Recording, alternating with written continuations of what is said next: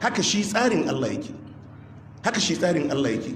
Wannan addu'ar annabi Yunus din, annabi Muhammad sallallahu alaihi wasallam ce ba wani da zai shiga matsala kowane ne a duniya ya roki Allah da wannan tasbihin kuma bai fita a matsalar ba. Annabi ya ce babu, sai dai in bai tsantsanta tasbihin da addu'ar zuwa ga Allah.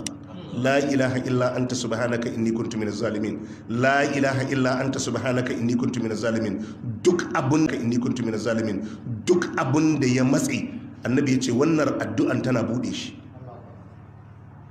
To wannan ita ce gaskiyar al'amari wajen samun gyara da kyautatawa. Saboda haka Allah ya ce ma annabi Nuhu alaihi salatu wasalam, ka gargade su min qabli an ya'tiyahum azabun alim, kafin azaba mai radadi ta zo. To zuwantan shine aka tada manzo ya gargade su su fa kame, in sun kame za ta koma, in kuma